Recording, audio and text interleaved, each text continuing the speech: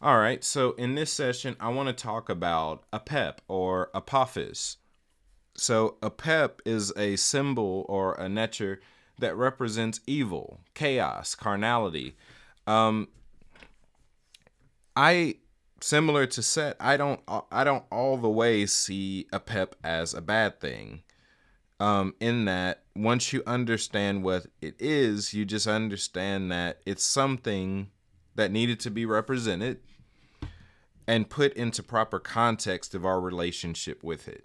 So, let's before I get into what I believe a pep is, let me talk about snakes in general. So, when you're looking at the pyramids or other Kemetic um, artistry, you'll see a lot of snakes. Now, snakes represent energy, right? So you have the way that a snake moves, it looks like a light wave. It looks like frequency sound. It looks like a wavelength. Even in its coiled form, it looks like sound waves or ripples in water. If you were to take like a stone and throw it into a pond, you get those ripples, you get the picture of a pep, which is this coiled up serpent. Um, Even if you want to look at the imagery of Ra's journey through the Duat on the sea of Apep, you see all these serpents. Well, if you've ever been on like a cruise ship or you've ever been in a sailboat of any kind, you look out at the water and tell me if all those different ripples in the water don't look like an infinite army of serpents. In fact, the rocky waves and things like that, it's all about staying in your right mind while the whole world around you is falling apart. There's chaos all around, but there's peace in the boat. Um, so then we, so a pep to me represents the energy of the natural world. He represents the full carnal culture of the world, the energy of the lower world, in which we're meant to rule over. Uh, Talking about Ra's journey, Ra begins his journey in the heavens. He goes across the heavens and then makes his descent into the underworld. That underworld is the earth. Now, this is something that we experience every day. We also start off in heaven. When you're asleep, you're in higher realms as the real you.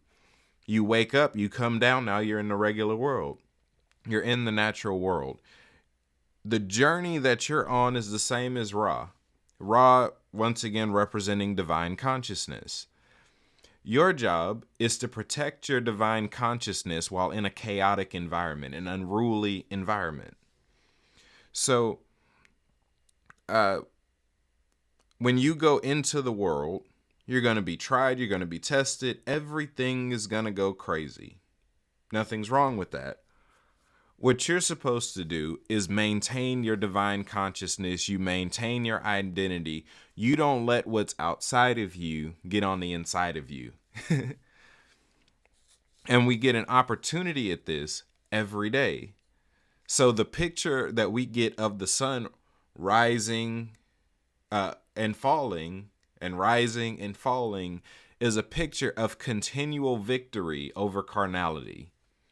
Proof to us, a reminder to us that the darkest, most confusing things can be overcome. We have the consciousness necessary. Actually, if we look at one of the forms that Ra takes, when he's in the Duat, he takes the form as Khnum, the ram-headed Neter, which means the molder. This is God fashioning man out of clay, the molder, the creator in that sense. Well, why would the divine consciousness become a molder when he's in a lower realm? This represents our ability to change the world around us. It's not accepting the things I can't change, it's changing the things I don't like. Things that are not in it's shaping the world in your image. Is what you should be doing when functioning in divine consciousness. It's not just a passive stroll, it's an intention to change the world.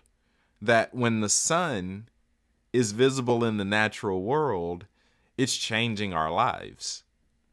It's bringing life. It's bringing light. It's bringing creativity. It's healing us. It's doing all these wonderful things. So that's actually what we should be seen as when we function in the world.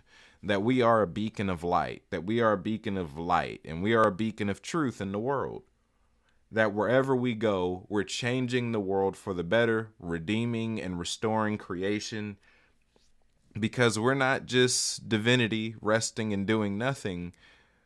We're shaping the world in our image. So that's Ra's conquest over Apep. This is your conquest over Apep. It's your ability to shape the energy of the world, which again is electromagnetism, that shapes the entire world, and shape it into your image. Change the frequency of carnality into the frequency of heaven, which in itself is anti the structure of Kundalini, which is Apep rising. Well, that's even backwards, even by Kemetic standards, because Ra begins his journey in heaven, comes down and comes back to heaven, his home. Your home is in heaven, not on the earth. If you go up, you got to come down, but if you come down, you'll always return back up.